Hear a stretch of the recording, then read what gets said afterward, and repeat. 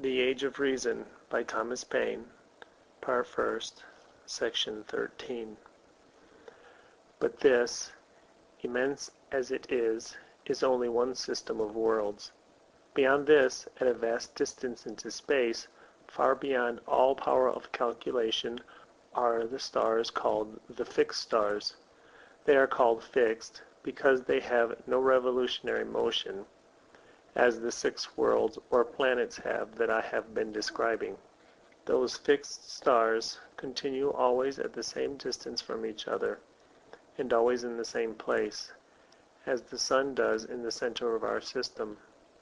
The probability, therefore, is that each of these fixed stars is also a sun, round which another system of worlds, or planets, though too remote for us to discover, performs its revolutions, as our system of worlds does round our central sun. By this easy progression of ideas, the immensity of space will appear to us to be filled with systems of worlds, and that no part of space lies at waste, any more than any part of the globe of earth and water is left unoccupied.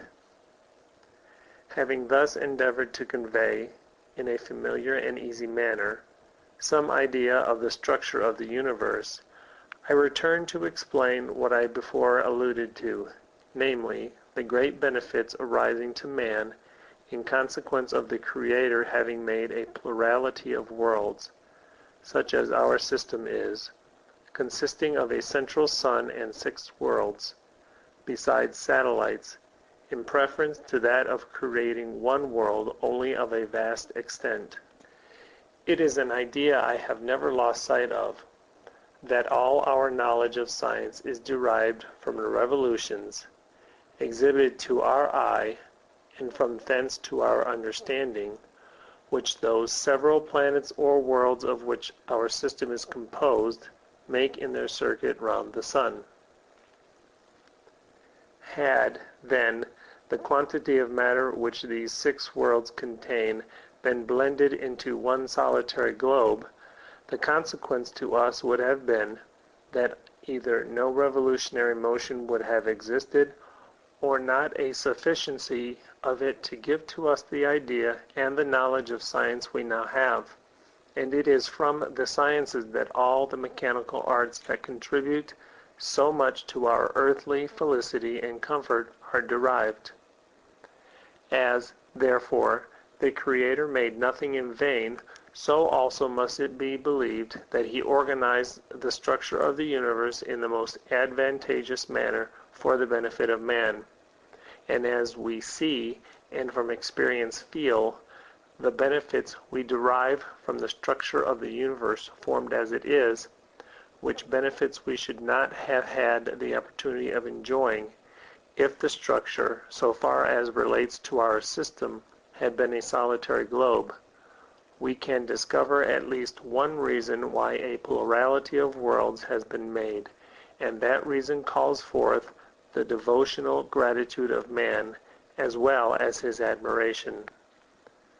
But it is not to us, the inhabitants of this globe, only that the benefits arising from a plurality of worlds are limited. The inhabitants of each of the worlds of which our system is composed enjoy the same opportunities of knowledge as we do. They behold the revolutionary motions of our earth as we behold theirs. All the planets revolve inside of each other, and, therefore, the same universal school of science presents itself to all.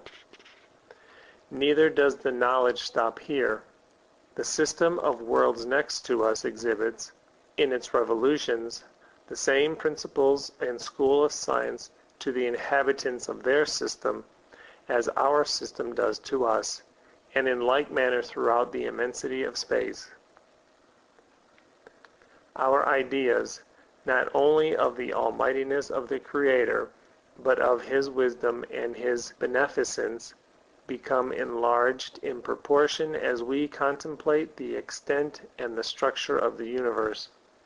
The solitary idea of a solitary world rolling or at rest in the immense ocean of space gives place to the cheerful idea of a society of worlds, so happily contrived as to administer, even by their motion, instruction to man.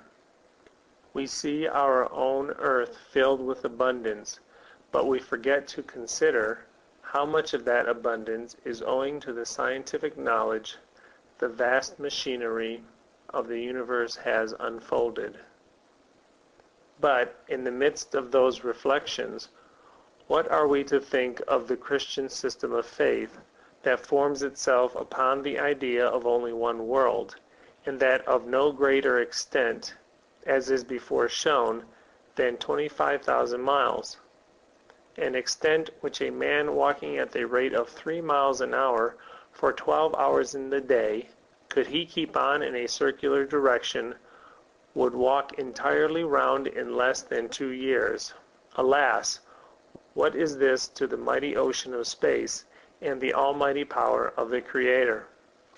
From whence, then, could arise the solitary and strange conceit that the Almighty, who had millions of worlds equally dependent on his protection, should quit the care of all the rest and come to die in our world, because, they say, one man and one woman had eaten an apple? And, on the other hand, are we to suppose that every world in the boundless creation had an Eve, an apple, a serpent, and a Redeemer? In this case, the person who is irreverently called the Son of God, and sometimes God himself, would have nothing else to do than to travel from world to world in an endless succession of deaths, with scarcely a momentary interval of life. It has been by rejecting the evidence that the Word or works of God in the creation afford to our senses, and the action of our reason upon that evidence, that so many wild and whimsical systems of faith and of religion have been fabricated and set up. There may be many systems of religion that, so far from being morally bad, are in many respects morally good.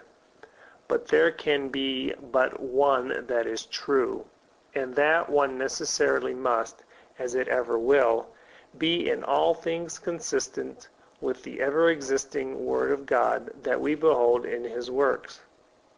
But such is the strange construction of the Christian system of faith that every evidence the heavens afford to man either directly contradicts it or renders it absurd.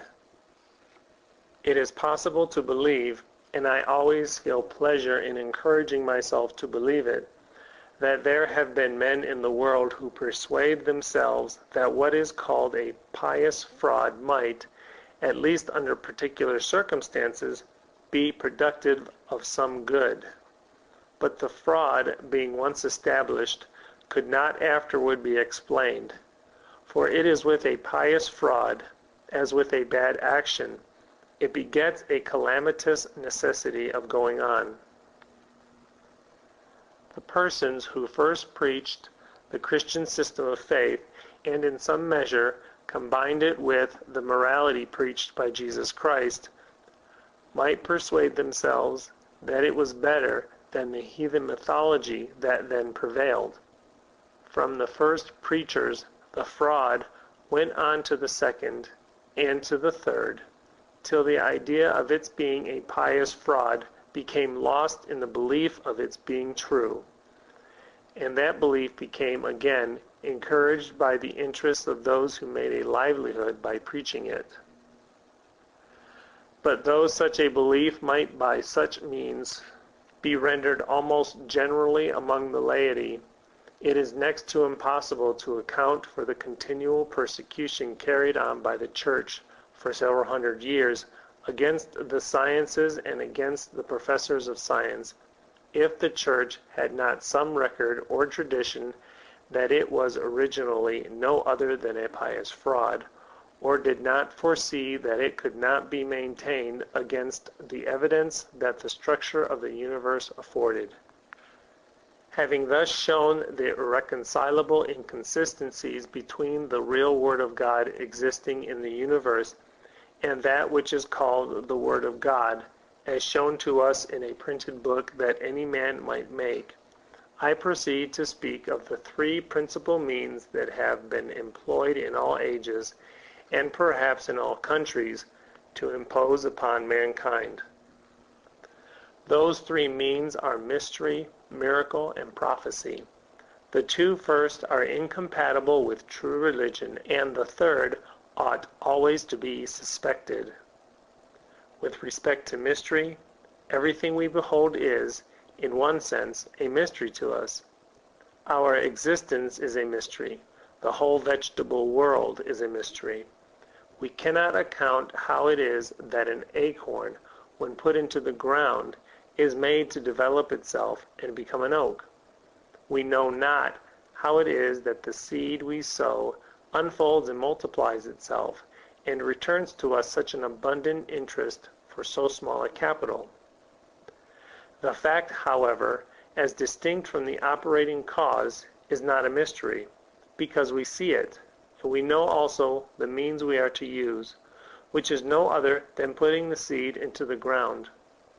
We know, therefore, as much as is necessary for us to know, and that part of the operation that we do not know, and which, if we did, we could not perform, the Creator takes upon himself and performs it for us.